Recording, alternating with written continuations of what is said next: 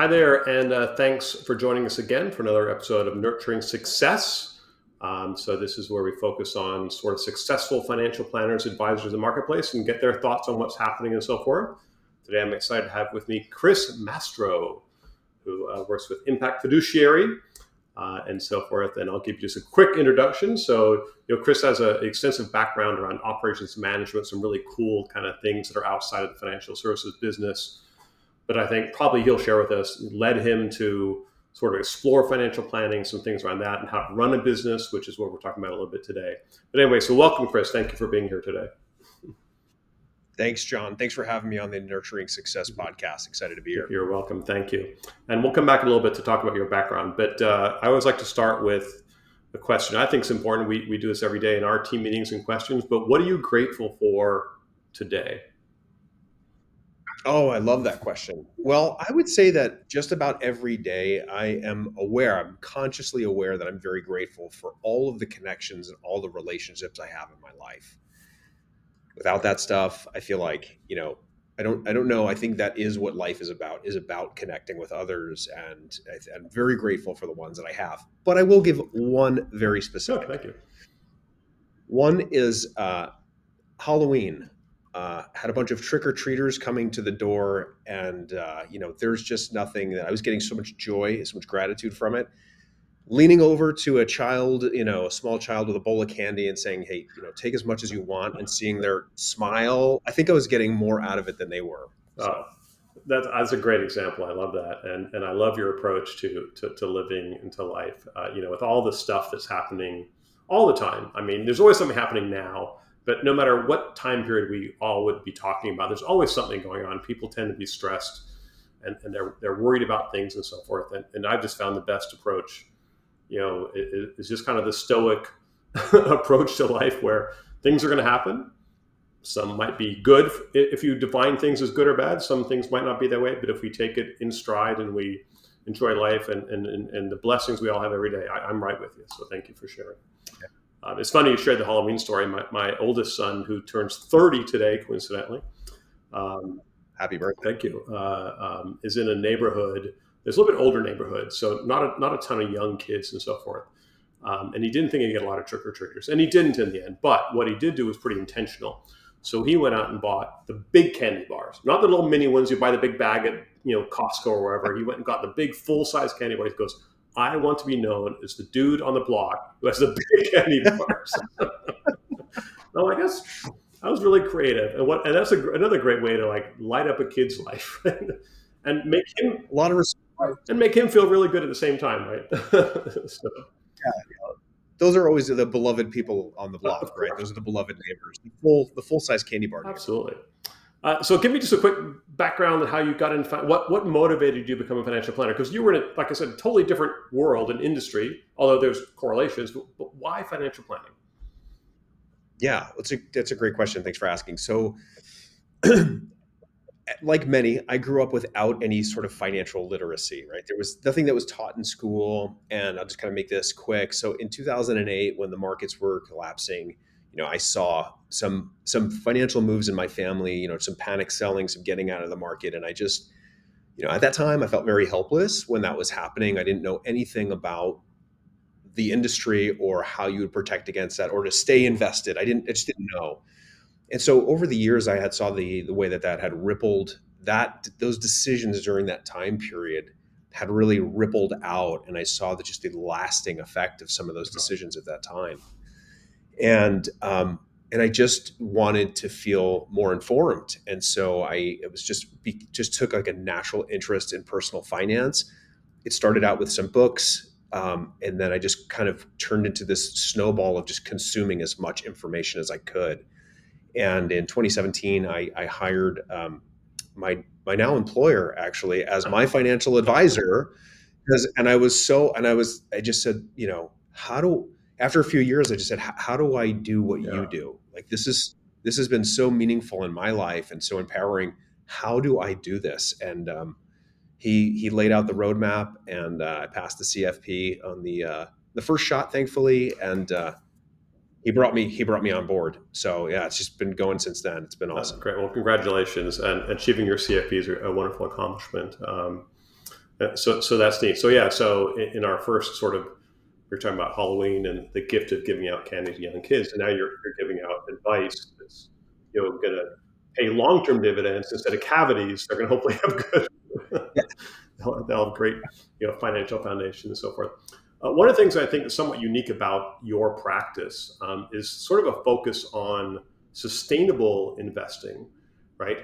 Tell me more about that because I've heard the term, but I don't really know what it means. I don't know how you put it into practice with individual clients, and that might be helpful. So, sure. Yeah, absolutely. So just really from a high level, our goal is to avoid on the asset management side is to avoid, what we consider to be, ethically challenged companies and sort of sectors of the market, and we're divested from certain areas like fossil fuel energy, weapons manufacturers, defense contractors, and we sort of strategically take out some of those pieces and replace them with more renewable types of technology like wind, geothermal, battery storage, kind of those types of disruptive technologies.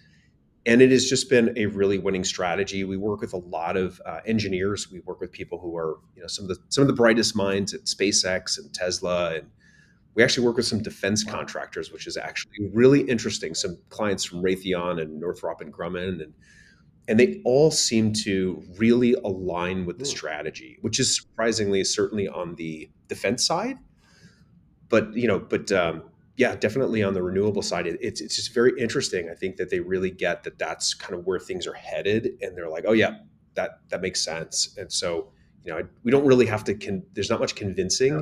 They just need to hear the approach, and then they really take to it. I think that's fascinating. So, I realized it was important for the firm and for you to sort of have that element as part of your culture, for lack, I'm not sure that's the right word, but to think of it as part of the way you guys work. But did it end up attracting clients? Did it become part of the way that people are attracted to you, because of that focus? Because I don't think it was intended that way originally, but maybe it's become that way. Would that be correct or not? Yeah, that's a great question, and absolutely is, yeah, 100%. You're right. That has picked up its own Yeah. momentum. Like I know that we have a number of clients who are at Amazon, Hmm. for example, and they have an internal Slack channel where they are speaking to each other and talking.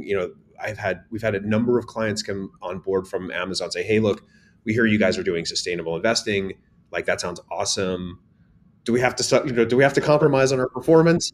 No, you don't. Oh, okay, okay. Well, then I am on board. But yeah, I think once people learn that they don't have to incur a performance penalty, Yeah. especially like this is just sort of this idea is disseminating more and Yeah. more. I love that. That's great. So, after you think of your last several conversations with clients or prospects, what are folks talking about? And for context, for someone might listen to this, we've just had the election. We don't. I know a lot of people talk about the election, but putting that out of the way, what are things worried about personally? What are things? What are people talking about? What are people Yeah, concerned well, I think about both. Like, mostly? what are they? What kind of questions do you see coming up over and over again? And so maybe it's not a concern, but what are they asking you about? Yeah, I think certainly inflation over the last couple of years, that's just been a big one, right? Like, are we going to anticipate? Can we anticipate that this is just going to keep Hmm. going on up at this rate? And how do we adjust the strategy to try and mitigate that, or to keep up? I feel like that's probably the big one. And then I think the other one is there's a lot of people who want to retire early. That's been a big Yeah, one. What does it take for me to get to financial independence? Meaning, work is yeah, optional. Those are probably the two ones that I hear the most, and probably the latter. yeah. And that's an important distinction that I want to just stick on for a moment. So it's where work is optional, right? So this is some language we even use in our practice, where we talk about helping people get to the freedom point. And oftentimes debt is part of that conversation because they buy homes, they have debt, they buy, there's debt which can create friction in their ability to get to what we call the freedom point. And a lot of people, I think, traditionally thought that freedom point is when you just quit working, right? You retire in traditional sense. But I don't define it that way, and it sounds like you don't either. So it's when working for money becomes optional. right? And so you Yeah. continue working, and maybe it's work you love. I mean, I don't really ever see myself retiring. So And do you think that clients are just looking for that we want to get to a point where they're comfortable, and now we have passive income and we can do what we want to do, or they want to go sit on a beach in Hawaii? I mean, what do you know? yeah, I think, it's funny. I think it's of course it's variable. Some people want to sit on a beach in Hawaii. Others are like, no, I want to keep working, but I don't want to work at this Oh, job anymore. That's definitely a big one. Obviously, we work with a lot of clients, and I'm sure this is the case for many advisors. We work with people who are in really demanding yeah, careers. Working for SpaceX, right? I mean, these people are working through the weekends, they're working nights, and so they're just kind of saying like, what is feasible? How long, do I have to do this? And I think the other thing that's worth mentioning is that when people first come in, there's this question of when can I retire? Like, because there's so much swirling around and uncertainty, they just don't know.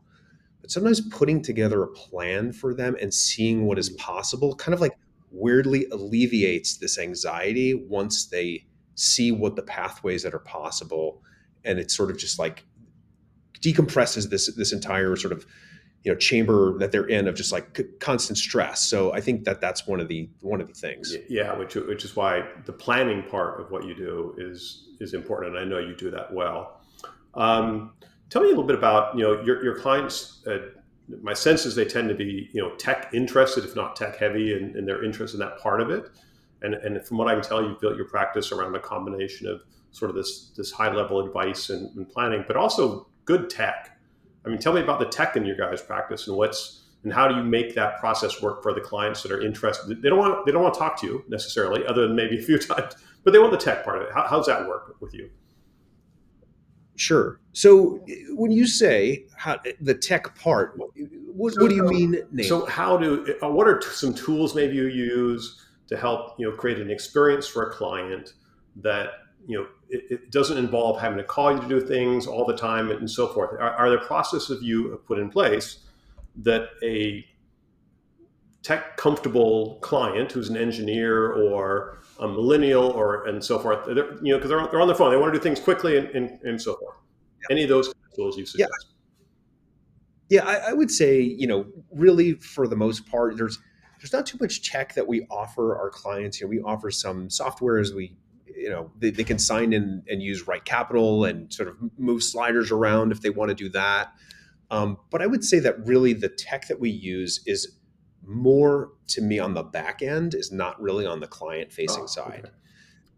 A lot of the tech that we're using is just to sort of create more efficiency for Patrick and I. It is just Patrick. It is one, the founder and president of the firm, and myself.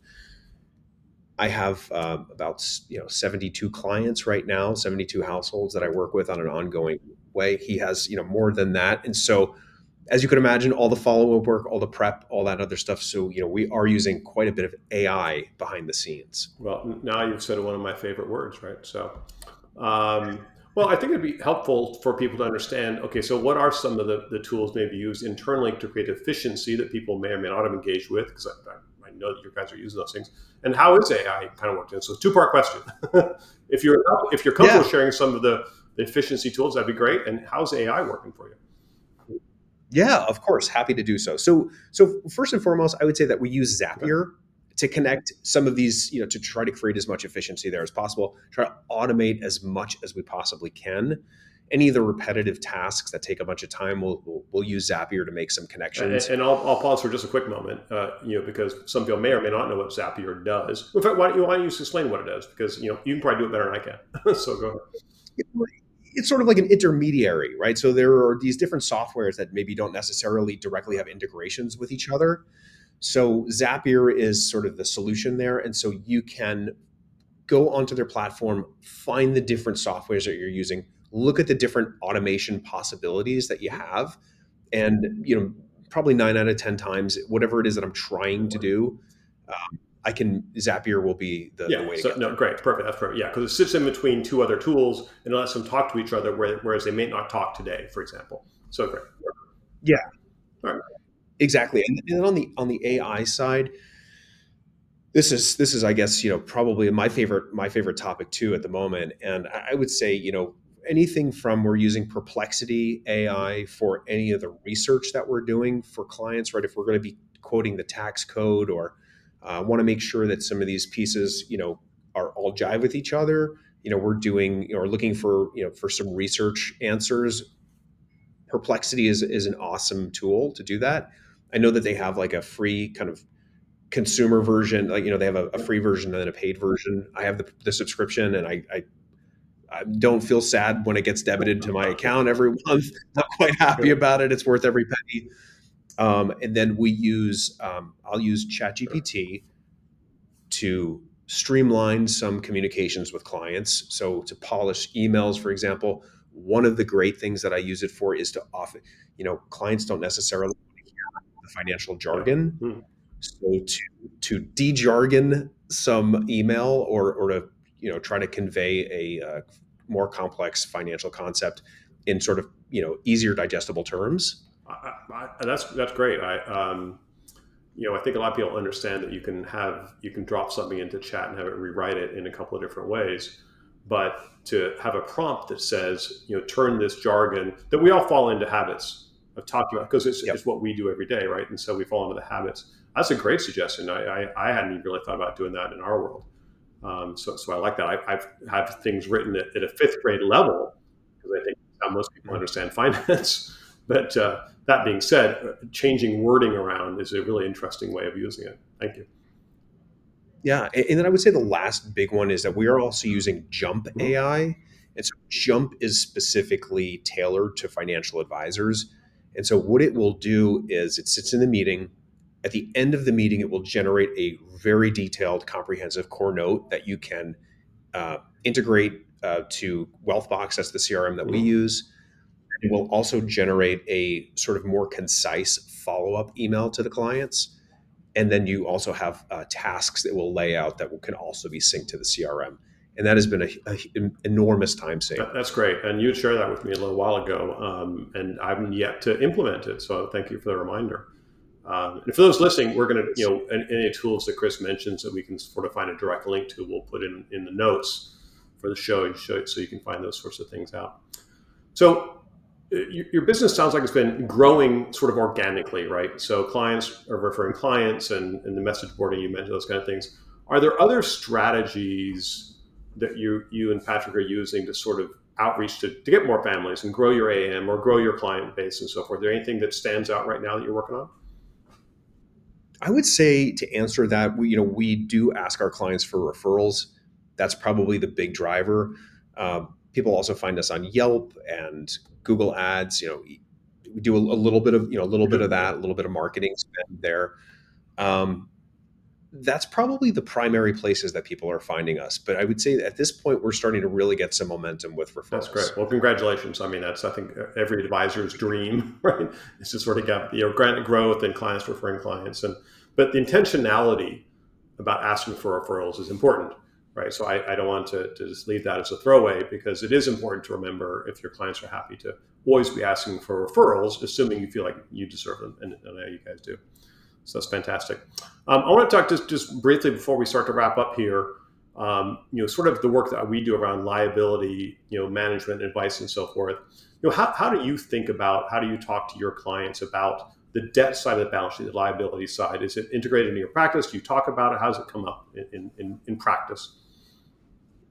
Yeah, well, great question. And as comprehensive planners, we have to talk Yeah. about it, right? So it really just depends by the client. It really depends on like their particular circumstances and what we recommend.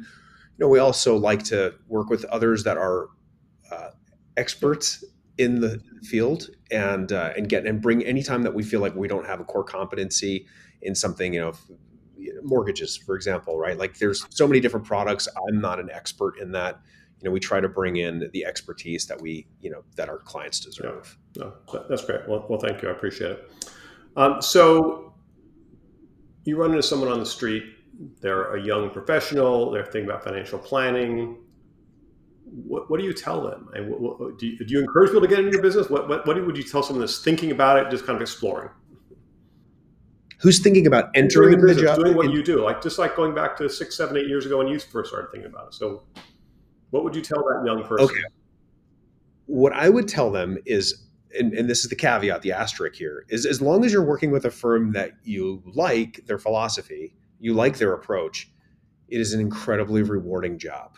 It is a phenomenal job. And I will say that yes, you are helping people, but the one that people I know don't, I'm going to say it, John. I'm going to say what nobody wants to Perfect. I say. love it. And that is, it's, you can make a lucrative, you can have a lucrative career while you are helping people. Like it really can punch both boxes. And I feel like we shouldn't sort of feel shame around the fact that it's like, the money side of it. Like if for me, I wanted to know that I was making good money at my last career, and I wanted to know that I could sort of do this, and then I could, not only not have to, sort of take a lifestyle cut, I can actually, sort of excel. That's great, and I think that's fair, right? I mean, as professionals, providing people with life-changing advice in many cases, it's worth significant sums of money for people. So I think you should always be proud of what you earn and what you can make and so forth. Because I know a lot of us do pro bono work all the time, and I know